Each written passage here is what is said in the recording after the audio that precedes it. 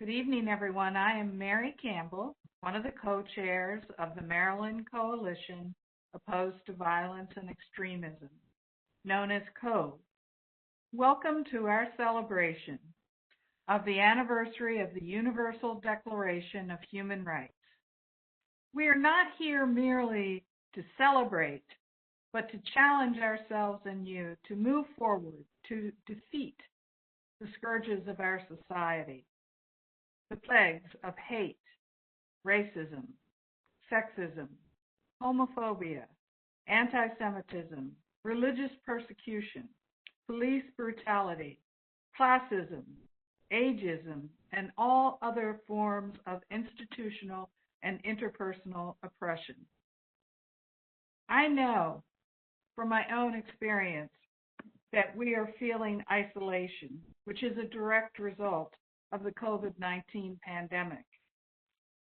This pandemic has shone a light on other forms of inequity, resulting in people of color having a higher chance of contracting the virus, with more possibilities of dire outcomes from the disease should they catch the disease. So take this challenge. No matter how small the action you take, following the inspiration you'll receive in this presentation and discussion, because this is going to walk us through the future to equity and peace. I'm going to introduce our county executive in Howard County momentarily, but just a word about technology. This is, he has recorded it, and it is on YouTube, and what we've learned from our technocrats is that if you use your computer audio, you will hear it better than if you don't use that, if you use some other form. However, if you do have a technical difficulty, the link is on our chat in the program. So you can connect to it. It's a short presentation and it's very worthwhile hearing. Now let me introduce the Howard County Executive, the Honorable Alvin, who's going to say a few words to us about the UN Declaration, which triggers this event. Mr. Ball is ably leading our county and takes very seriously his charge to action and duty of achieving enforcement of civil rights laws, equity in delivery of services, and promotion of cultural diversity. He understands shared power, and he knows we all have to be in the room where it happens. Now let's hear from our Alvin, our county executive. Thank you.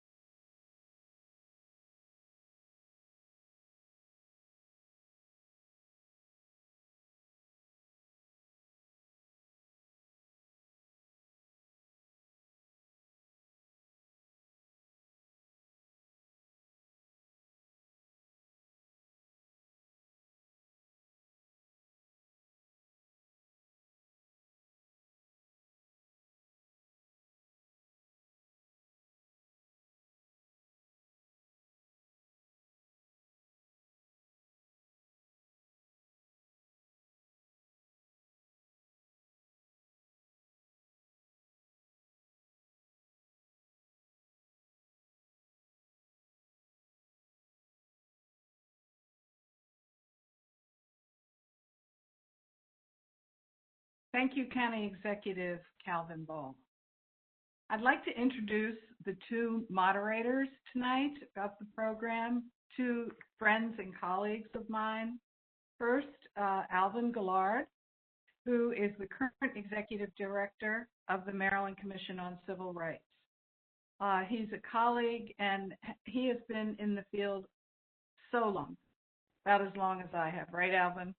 And he has been a stalwart in fighting for justice and human rights in many agencies, including the Baltimore Commission, the Maryland Commission, and he's the director of the Maryland Association of Human Rights Agencies, which is a coalition of human rights and civil rights agencies in the state of Maryland, and has served ably in that way for so many years.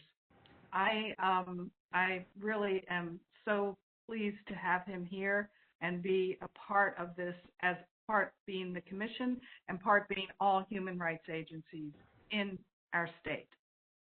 Now, the other moderator is my former director and administrator, Yolanda F. Saunier. And Yolanda has been the administrator of the Howard County Office of Human Rights for about 2 years now, and is serving ably.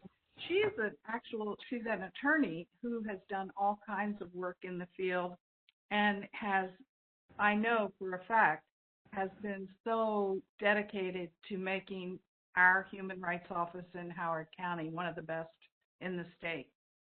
She's a member of the Committee for the American Bar Association of Family Law, and she led the effort to renew and review the diversity plan for the section and created a diversity fellowship program. Yolanda also served as the chair of the Maryland State Bar Association Diversity and Inclusion Committee from 2017 through 2020. They had their first diversity conference during that time frame. She's passionate about addressing discrimination and advocating for equal rights, as is my good friend and colleague, Alvin. Thank you. Thank you, Mary. Both Alvin and I are very appreciative for being asked to moderate this important discussion today. So we thank you. And Alvin, before I turn it over to you, I just wanted to do a reminder to all of our attendees that our guest speaker today, Ms. Butler, Sasha Butler, will have a question and answer period at the end of her presentation. So if you have any questions for Ms. Butler, please put it in the chat, and we will take some of those questions in the chat. And if we aren't able to get to all of the questions this evening, we will still speak with Ms. Butler and try to get that information disseminated. So make sure you put all your questions in the chat feature. And Alvin, I'm turning it over to you at this point. Great, Yolanda, thank you so much, and Mary, thank you as well. I'd like to also thank the Coalition Opposed to Violence and Extremism and the Howard County Office of Human Rights and Equity for extending this invitation to me to be a part of this great program tonight. It's my great honor to introduce our presenter for this evening's program, World Human Rights Day, Universal Human Rights Moving Forward from 2020. And our presenter is Sasha E. Butler, the Executive Director of Changing Destinations, Journey to Excellence Incorporated. Ms. Butler's expertise includes intercultural and global competence, diversity, equity, and inclusion, program and curriculum development, and global education consulting. Sasha's impact locally and globally has resulted in recognitions and invitations to speak at many conferences, including the United Nations General Assembly Conference and many other prominent conferences around the world. She is in high demand for her ability to cultivate highly effective partnerships and establish best practices for building strong teams and sustainable programs. So, without further ado, let's welcome our presenter for the evening, Sasha E. Butler. And Sasha, thank you so much for joining us tonight to lead us in this discussion.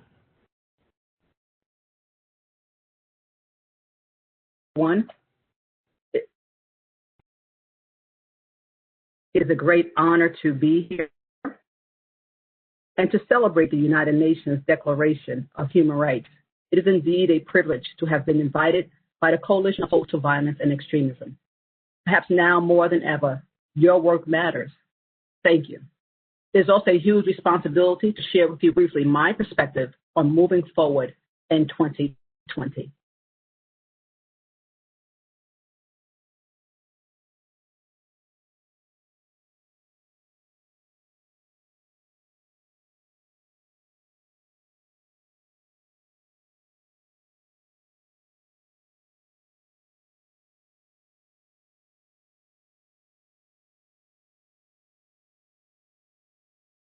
Celebrating human rights is a significant event because it is something that we have had challenges with since 1948. The Universal Declaration of Independence was adopted by the United Nations General Assembly, and the motivation came directly from the experiences and atrocities that came out of World War II, with the hopes of promoting a decrease in violence and promoting peace.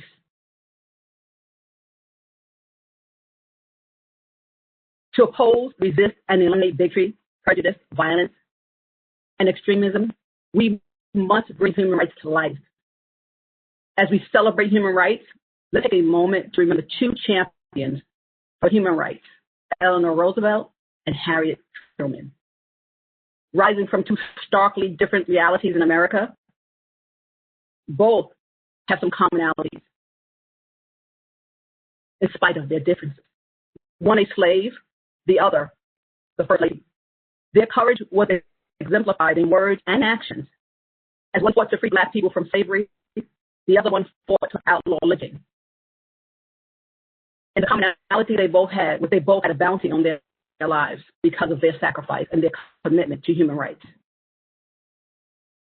I am delighted they both, after all of this time and disappointment, the anti-lynching bill was passed in 2019.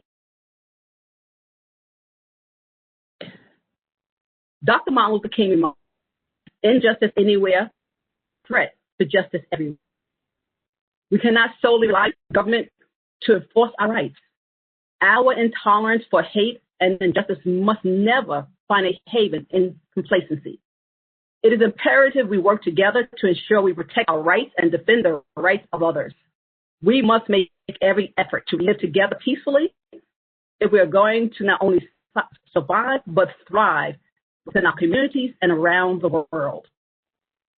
Perfect alignment of our beliefs and values is not a prerequisite for getting along with diverse groups. Our humanity, respect, and tolerance are the common denominators for fostering understanding and tolerance. These individuals you see on the screen are just a few people and a few voices for human rights who have left a legacy of change through their sacrifice and love for humanity. These are the ones who impacted our lives by encouraging people to gain an understanding of human rights and to make a commitment to social justice. I am confident we all know other unsung heroes who have fought or are currently fighting that good fight. Or as I like to say, in quoting our late Representative John Lewis, get in trouble, get in good trouble, necessary trouble, and help redeem the soul of America. And as we look at these individuals here, each one of them have gone on. And so each one of them has left a legacy and left a space. It is our duty and our responsibility to identify and raise up that next generation of voices and champions for human rights. Violations of human rights is on the rise, and no community is immune, not even Howard County. Some of the most vulnerable individuals and communities in America are still facing systemic racism, discriminatory attacks through policy and practice. The brutal murder of George Floyd was a direct disregard for Article 5 of the Human Rights Declaration and a violent extreme wake-up call for millions of people around the world, especially our young people. This year, we have struggled to navigate multiple pandemics, including health, social justice, education, and now many will argue the political process. None of these issues are new. They have just been re-exposed by COVID-19. While many are on the forefront fighting for social justice, unfortunately, too many people know very little about the Declaration of Human Rights. The ignorance of individuals whose rights are violated and the desire of people in positions of power to maintain an unfair advantage over them is the poison that lies at the heart of human rights. Every individual in the community has a moral and civic responsibility to become knowledgeable and to pass on their knowledge to members of their community. So how do we move forward from 2020? Promoting human rights education in all sectors of society is the first step in making it a reality for all. I believe working collaboratively with individuals, institutions, and governments to bring human rights to life in the hearts and minds of members of our community is our first step. Human rights education as a professional development tool builds strong, responsible institutions. We have a responsibility to teach the next generation about the Universal Declaration of Human Rights and human rights in general. I am a strong proponent for making human rights and global citizenship education required curriculum in schools. Youth who are knowledgeable about their rights and understand how they apply to their everyday life are more likely to celebrate them and to become advocates for social justice, tolerance, and peace. Our action must accompany our knowledge. Each year, we promote a theme for International Human Rights Day. This year, it's Recover Better. I believe it's important that human rights themes are aligned with the issues and the activities that we move forward with. If each year we just state what the theme is and we move on to a new theme, we lose the opportunity to truly make a difference. According to the United Nations this year, Recover Better directly relates to COVID-19 pandemic and focuses on the need to rebuild better, but bigger and more just societies. Here has to be the focal point in our recovery efforts. The key to recover better is the responsibility of every individual. This year, we witnessed youth and young adults around the world fulfill that theme for 2019, which was Youth Stand Up for Human Rights. Well, let's do this. Let's promise to empower them by including them in dialogue and decision-making. I like to say, give them a seat at the table. And if the table is full, please give up your seat so that they are equipped to make a change for the better and for the future. Standing up for human rights is everyone's responsibility, as I mentioned earlier.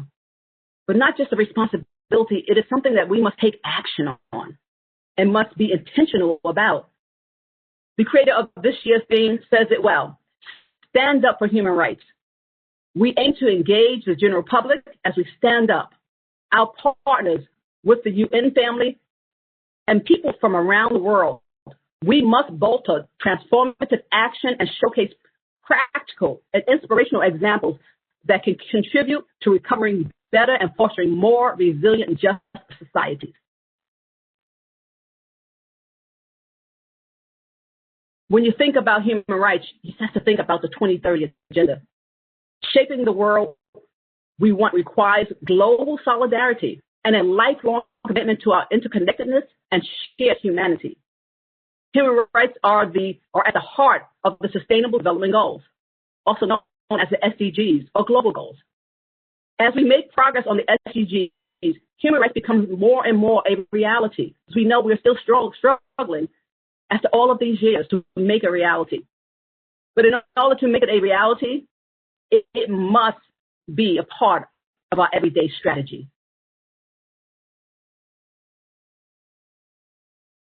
So what is your strategy? Everyone must have a strategy. For me, my strategy is connecting human rights to the 17 Sustainable Development Goals. Goal number 4, quality education. And goal number 5, gender equality. I challenge each of you to develop a human rights strategy for yourself. Now, these are mine. There's a lot of conventions and treaties, and there's a lot of other initiatives that come out of the United Nations. But I think the 2030 goals are so important because they do include our youth and young adults who are our future. Together, we can move forward from 2020 and build communities and a world that is more peaceful, just, and sustainable. A world that is poised to end discrimination of any kind by addressing inequities everywhere and anywhere and whenever. I encourage you to think globally and act locally to ensure on this road to recovery, no one is left behind. Thank you.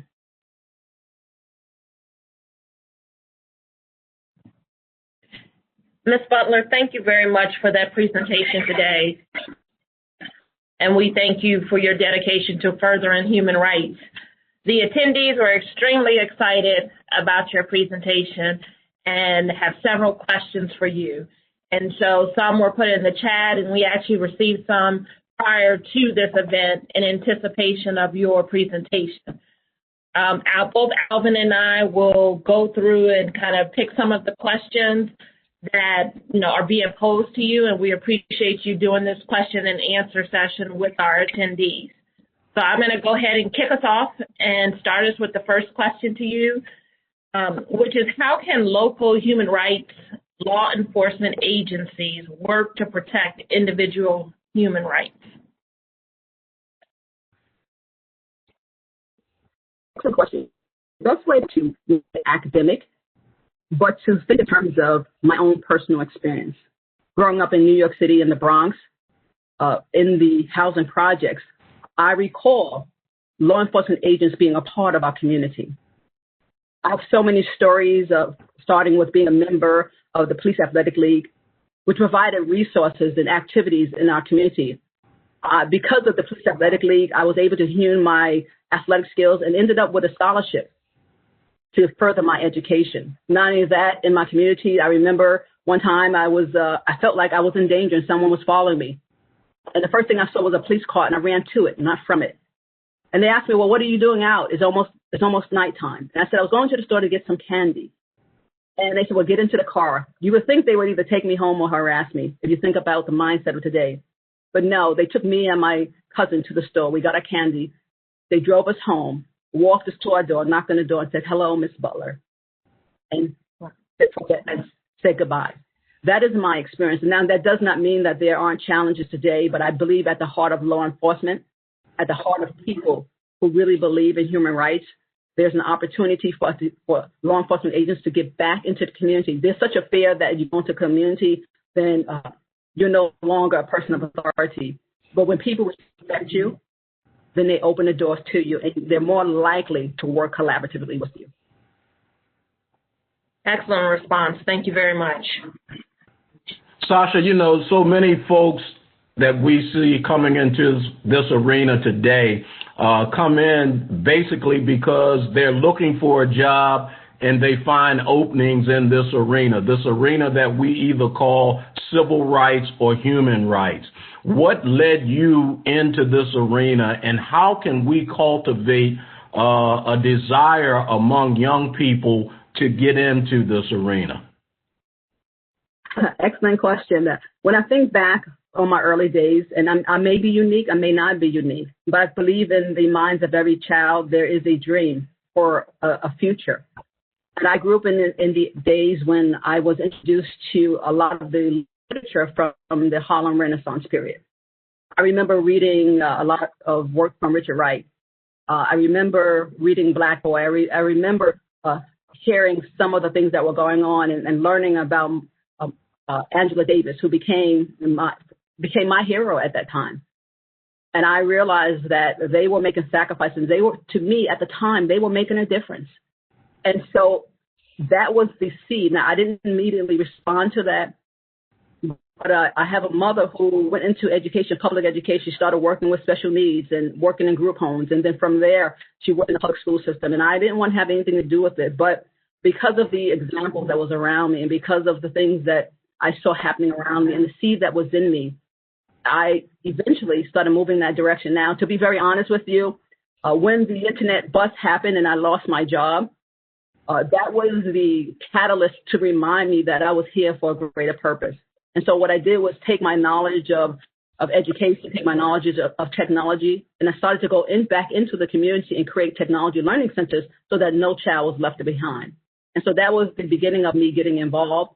From there, I began to grow. I began to learn. I went back to school to get my education and my master's because I realized that I had to be in a position where I could make a difference, where my voice could be heard. And in doing that, more and more opportunities opened up to me. When I moved to Maryland, the opportunity to go back into the community, go into Howard County public school systems, and to give back, I was reminded about everything that was given to me, the Urban League, institutions like the Urban League, Police Athletic League, NAACP, the National Council of Negro Women. All of these things were exposed to me, but they came to life to me out of crises. And that is how I got involved in it. And now I love it. Some days I'm frustrated, but I love it because it is not what I do, it is who I am.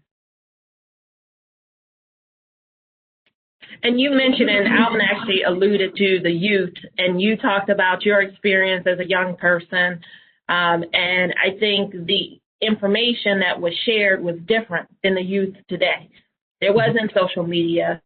It wasn't the different platforms, Twitter, Facebook. And so one of the questions that was put in the chat is recognizing that the youth are receiving most of their information from social media and other technology platforms. What's the strategy, or what's your suggestion for the strategy for working with the technology platforms to better enforce human rights initiatives? See, technology is so important. It's so funny when I was growing up. Every generation, you know, the older generation will tell you that something is evil. You know, so you hear a lot, technology is evil. It is not. Technology is simply a tool. It is how we utilize that tool that will make the difference. And so one of the things through my organization, Changing Destinations, Journey to Excellence, I have committed to do was, in the way to advance human rights is through a global citizenship education. And I work with students, first to educate them, make them aware and understand what their rights are. What is human rights? What is the Universal Declaration of Human Rights? And what role does it play in society? And why is it important? I don't just tell them, we have a conversation around that. And we begin to look into their own communities to see what is going on, and into their school, look into their families, what is going on. One of the things I had the privilege of doing was partnering with Howard County Public School System. And last year, we were able to start what we call Global Citizens Academy at Oakland Mills Middle School. That was amazing. We were able to have a diverse group of students who now understand that the global citizen education means respecting one another. One of the things I think is so tragic is so many things that we've taken out of the school. Now, people will argue this, but when you take there's so many things you can't talk about. You can't talk about religion. You can't talk about a lot of differences. But it is the absence of those differences that creates a level of ignorance. And so one of the things that I do is try to bring it back, but from a standpoint of we do not have to agree, but we have to honor, respect, and celebrate those differences, even when we don't agree with all of them. Because to take away my rights, to take away the things that are important to me in terms of my culture, is to deny me a part of who I am. And so I think it's so important in schools and in the communities and in the homes that we start talking about the differences. Many of my friends do not share the same faith I share, but we share one thing in common, and that is our humanity. And from there, we can change the world.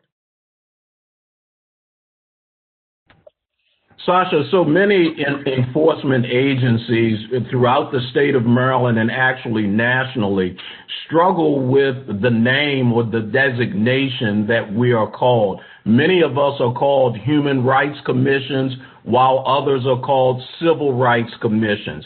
So I've got a two-part question. What is the distinction from your perspective between human rights and civil rights? And how can an organization like COVE help to further the Universal Declaration of Human Rights? Sure. Now, when you look at human rights, and you start with looking at even before the Declaration of Human Rights, if you go back to 539 BC, there were attempts to begin to identify students' rights. All throughout the centuries, all throughout the years, someone was always looking to impact someone's human rights, or in a negative or positive way. So when you think first and foremost about human rights, you got to think about a very core nature. We are all humans. That is not something that can change. I don't care what you put into law or into the Constitution or into any document.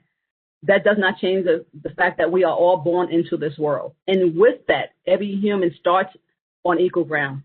Everyone is born equally. And I believe everyone dies equally, because we're all going to die at some point if we live long enough. And so if we start there, we have to first begin to identify what are those things that are unique to just being a human versus, say, being an animal.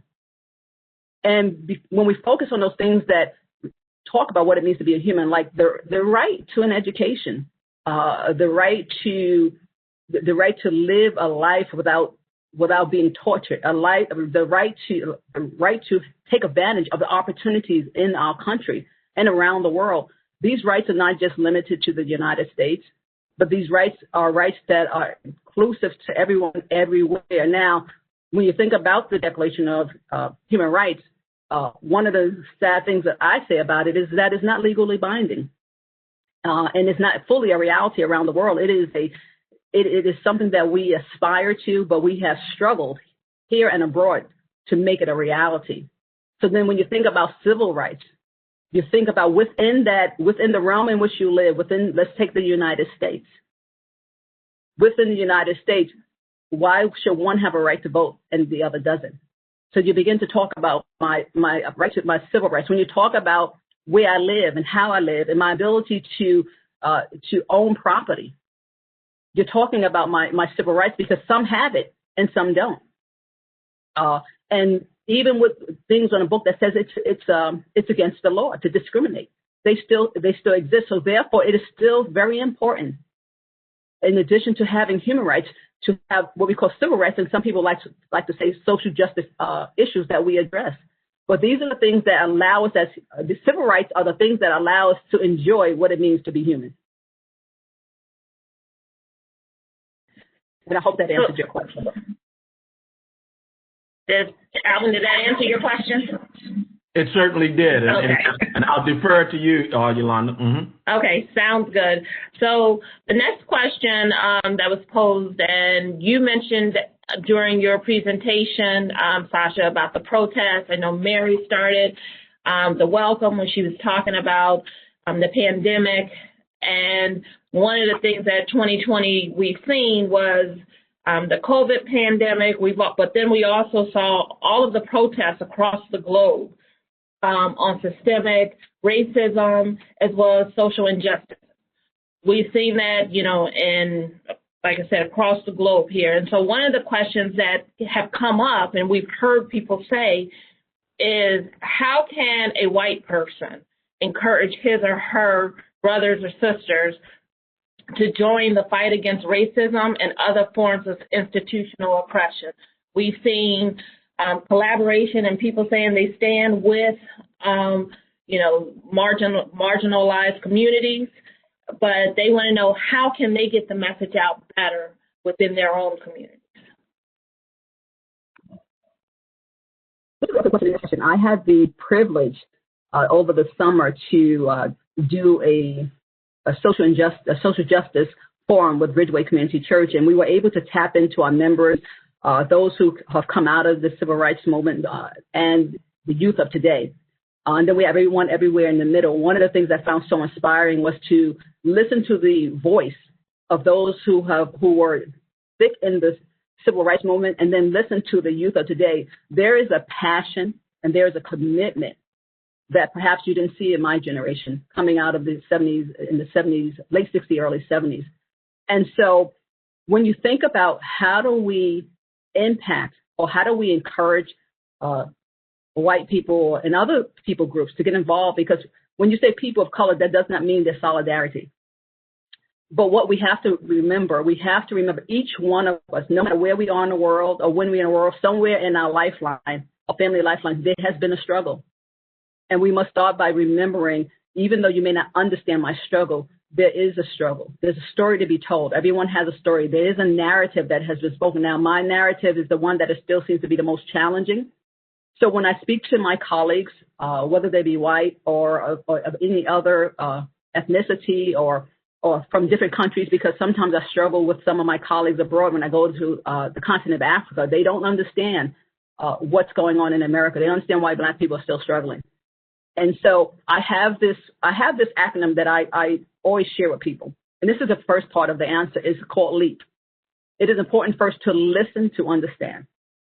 If you're not willing to listen to understand, most people like to listen to hear so they can respond, but listen to understand. Then the E is to empathize. You must empathize. Empathy is not something that you have to be born with. It is a conscious decision that regardless of whether I understand or even agree, I am going to put myself in your shoes for that moment. Even in my limitations, I will still empathize with you. And then apologize. And this especially is for white people because, and this is where sometimes I think we can do a better job in helping them, is be willing to constantly apologize because you don't know my plight and you don't fully understand my struggle. You will say things and you may even do things that are offensive. So just apologize. Do not make an excuse for it, and do not try to act as if it didn't even happen, but apologize. But when they apologize, it is so important that we forgive. We have to forgive. People say, well, we're always forgiving. But forgiveness is part of what it means to be human. We just have to do it, especially for those who really have a sincere, authentic desire to want to be a part of making a change and addressing civil rights and human rights issues. So it's important that we forgive them when they apologize. And then P is participate. Now, this one is so important because participation, when you think about the civil rights movement, participation of many of our white colleagues meant their life. And we don't talk about that. A lot of them, it didn't make news, but a lot of them also lost their lives along with us. And so when you speak to your counterpart, they have to make a decision. How much are they willing to sacrifice? Because there is a cost to participate in addressing and eliminating discrimination everywhere and making this world more equitable and more sustainable. You have to decide how much are you willing to risk and then be honest about that. Because when you're not, then what happens is there's an expectation that may not be lived up to, which creates more of a divide. Sasha, when you look across the landscape of America, but also when you look globally across many of the countries abroad, we see similar type struggles taking place, whether you're talking about police brutality, whether you're talking about a rise in nationalism, whether you're talking about education inequities. Why are we still fighting some of the same battles over and over and over again? I could really make this a real intellectual response, but at the core of this is there is a desire to maintain an advantage and power over someone else. And that is unfortunately, that is the mindset of humanity in many ways, the survival of the fittest, let me take your mine, let me get mine, you get yours. And until we begin to shift that mindset, until we realize that we are part of that one human race and that we all play a stake, not only in humanity, but in how we take care of this planet and how we take care of each other, then we will continue to fight. But what it does, it takes an intentionality on our part. It's not a natural response. It's not natural for me to want to share and to forgive and to want to work together because there's a lot of things that can make us angry and divide us. But it is a conscious and an intentional decision that despite part of my dark nature, I'm going to rise up and bring light to make a difference.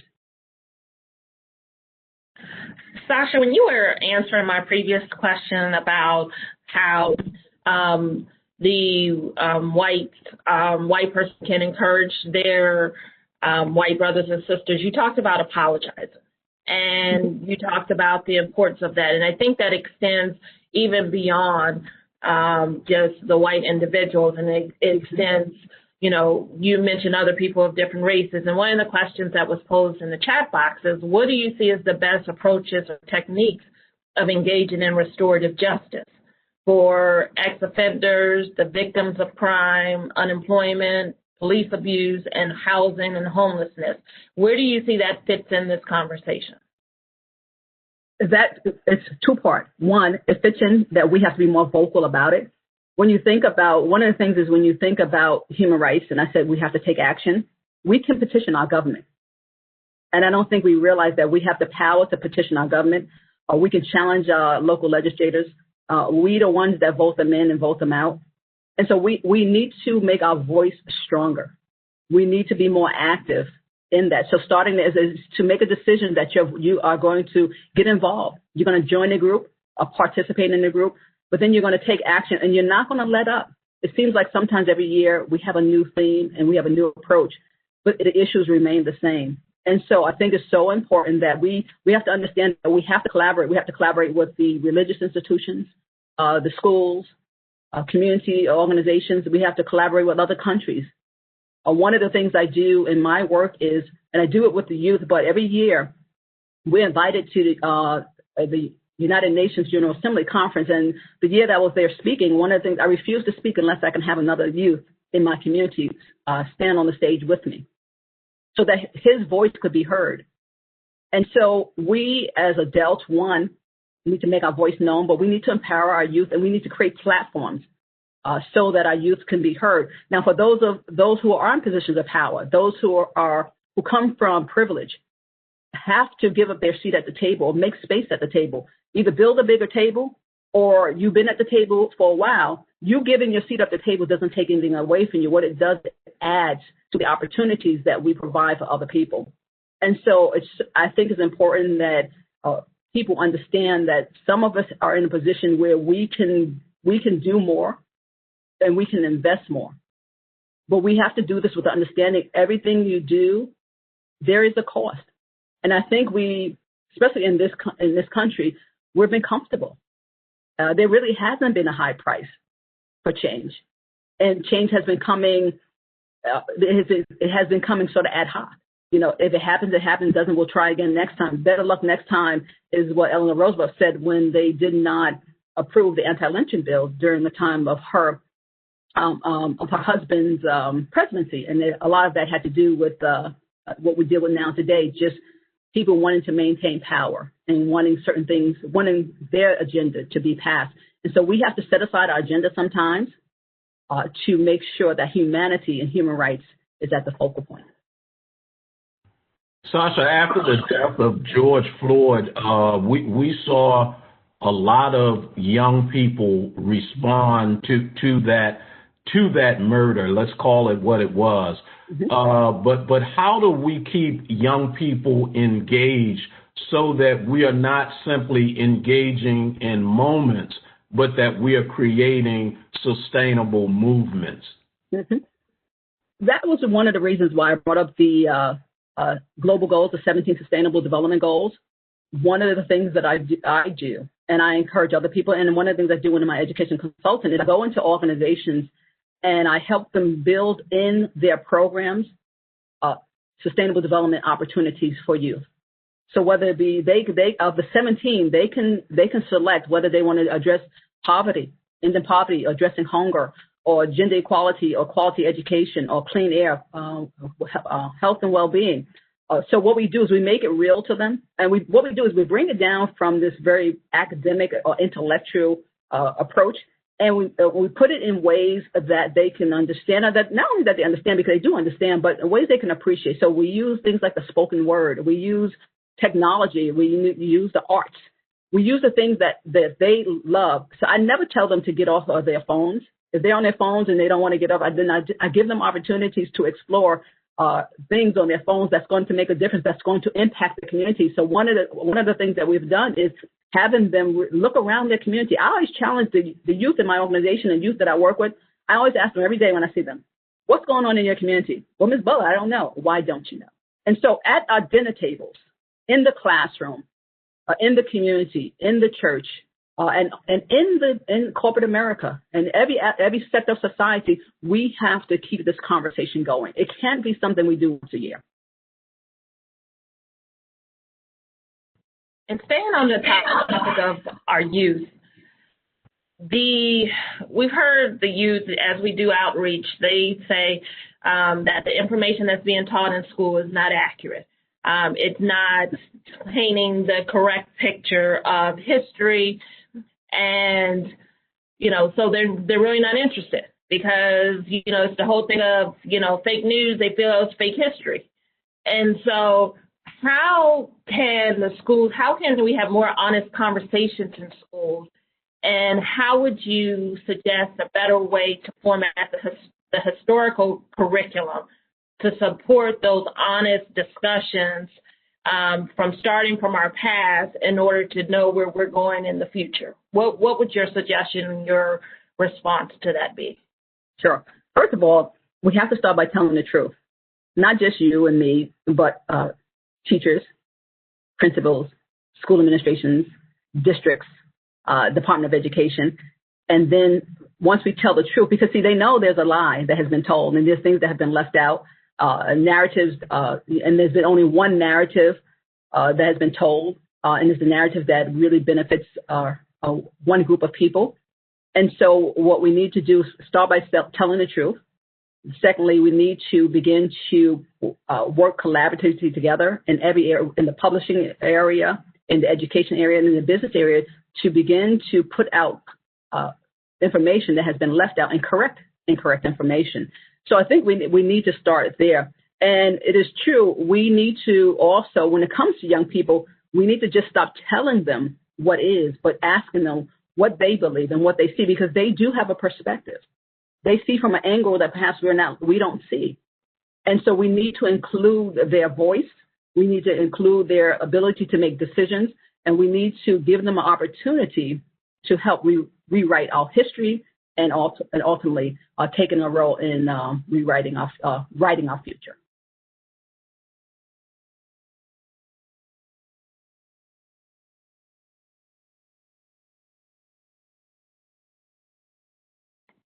Alvin, you got to come off mute, then ask the question again. I'm sorry. I got so excited, and I just had a great speech, and I don't want to say it again. So I can tell your hands were moving, and I can tell it was a very impactful question and very thoughtful, but now you're going to have to ask it again for the rest of us to hear. Okay, so I'll give the condensed version. This has been a wonderful conversation, but as you've been sharing this evening, one of the things that continues to jump out at me is that so often as individuals, we feel that we lack power, that we lack influence, that we lack the ability to truly make a difference. What would your advice be to those who are watching this evening or who may have an opportunity to view this discussion at a later date? How can we become involved, and what are some of the things that we can engage in? This is so near and dear to my heart, because the reality, when we talk about human rights, we were never designed to be siloed. We have to work together. And you're correct. Just within my community, no, we do not have the power to bring about the change that I've talked about. But if more communities come together and more people commit to those, especially those who are in positions of power, who have influence, who have the air of people in power, they have to make a decision that says, I am going to get involved. I'm going to step forward. I'm going to put myself on the front line. I'm going to make a difference. And if this is a reality, if we are not all in this together, and if everybody is not playing their role, because we all have a role to play, we have a voice. We bring the narrative. We bring the true narrative, but there are other people who bring the finances. There are other people who bring opportunities for open doors, for positions in every sector of society. I really believe, I was looking, when you look at, and I'm diverting a little bit, but it's so important, when you look at the issue around George Floyd, one of the things that happened was there was a report that came out with the FBI about white supremacy infiltrating law enforcement. But I really believe they have infiltrated so many different areas of society. So we're saying, well, rather than just focusing on getting rid of them, we need to infiltrate. Those of us who have a desire for a more just and sustainable society, we need to go into every aspect of society, every sector of society, and we need to be represented there. And in order to do that, we must work together. We must create opportunities for youth to get an education, and for youth to even if they want to start a business, we need to support them, because everyone is not going to go to college. So if they decide that they have a vision for a way to make the world a better place through entrepreneurship, then we need to support it. But we cannot do it alone. So when I'm speaking to everyone out there, you have to make a decision that you have to make. You can't be on the sidelines. You have to get into this game. Great. So, Sasha, we're scheduled to end at 8 o'clock, and I think that we could probably stay on and talk with you for hours, and, you know, the questions continue to roll in. But I think that was a good segue for us to start concluding. One question that came up, will your PowerPoint be available to anyone that's interested in receiving it? Okay. Absolutely. And is there any last thing that you would like to offer as far as advice as it relates to human rights and how people continue to try to advance human rights, either individually or through their businesses, organizations, local government? Is there any other suggestion that you have to leave us with? One of the things that I wanted to, I spoke about this earlier, just my philosophy, we have to be the place of thinking we have to be in total agreement. Total agreement on our values and our faith and our ideologies is not a prerequisite for us getting along. What is understanding and really embracing our humanity as the priority in our life. That if I understand you as a human being, and then I understand you. And so my encouragement is first to start there, and then to make that decision I talked about today. If you, as my pastor used to say, at the sound of my voice, if you heard this message, you now are accountable for doing something with this information. Empathy is not enough. Empathy without action is irresponsible. And so I speak to myself and I speak to everyone listening, we have to make a commitment to make a difference every day. It can't be something that we talk about once a year. We need to send letters to different organizations, get involved. I mean, I didn't get a chance to mention it, but you saw it in my PowerPoint, but the HOCO County Commission on Human Rights it's just a wonderful place to start. There's a lot of great information there. Their trainings are there. There's information on how you file a complaint. You see injustice every day. We need to learn how to respond to that. And there are organizations like the Coalition Opposed to Violence and Extremism. Reach out to them. Join their organizations. But you have to take action every day, not once a year.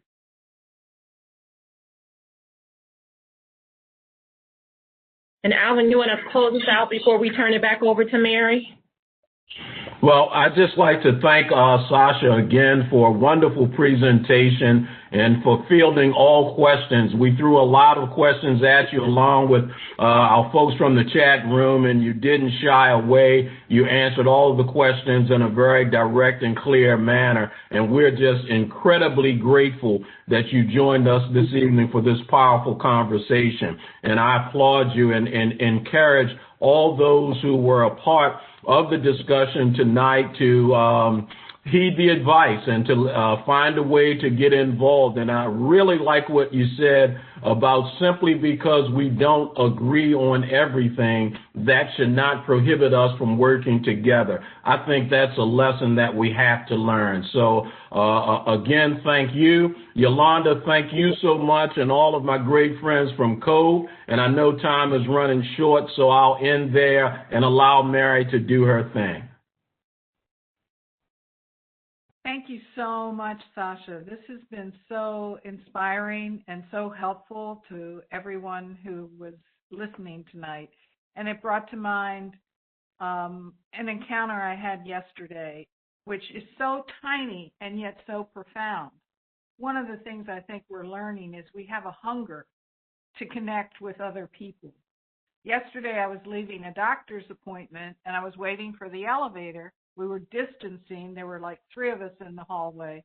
We were distancing, and I was next to a woman, an African-American woman, and the elevator door opened, and there were like 3 people in the elevator. And so I looked at them, I looked at her, she looked at me, and I said, go ahead. And we both said, go ahead at the same time. I said, now don't take it personally to the people in the elevator, because I didn't want them to think, because it was men, and one of them was black, one of them was white. And I thought, oh my God, you know, this person's going to think we don't want to get in the elevator because there are a bunch of men in there, or there's a black man in there. And I'm like, no, don't take it personally. And of course, the elevator door closes, and she and I look into each other's eyes from 6 feet away.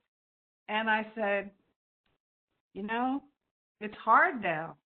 It's not about, she said, it's about COVID right now. It's about how we have to take care of ourselves and each other. I said, yeah, right this second, it's not about racism or sexism or any of that. And she said, it's about COVID right now. We all have to be careful with each other. And I thought about that when I walked to my car, and I thought, this is a learning for everybody, for me, for them, for her. And that little tiny connection meant so much to me in that moment. And I may have said something that offended her. I don't even know, and I don't care, because I would ask for forgiveness, because I've made mistakes. So I say that to say, think in microcosm, think big, join COVE, Maryland COVE. If you want to join COVE, go to mdcove.org, and you can join us in our fight. Keep in mind that our motto is no hate in our state. And I thank you, Sasha, and I thank the members of COVE, and particularly I thank Marla Moore, who is Office of Human Rights, has made this possible, and the whole Office of Human Rights. It's been amazing. Our co-chair, I thank Ramona Carter, Kyla Hannington, Carolyn Jasmine, who was so instrumental in getting you on tonight. Thank you so much, Yolanda, for allowing us to use the Human Rights Webex and the county Webex. It's made a huge difference. Are there any other people we should be thanking? I know the county executive's office was so instrumental, Stephanie Wall. Yolanda, can you think of anybody else? The only other individuals I would thank are our attendees. It's, 7 o'clock, it's late in the evening, they've had, a long day, and the fact that they've showed up for this event just shows their dedication to human rights and furthering human rights. So I say a big thank you to our participants. So, much appreciated. Yes, all is well. Alvin, anything else? Final word? Again, I just thank all of you for allowing me to be a part of this discussion, and on behalf of the Maryland Commission on Civil Rights and the Maryland Association of Human Rights Agency, fantastic presentation tonight. Keep up the great work. Thank you, Mary. Thank you, and good evening, everyone.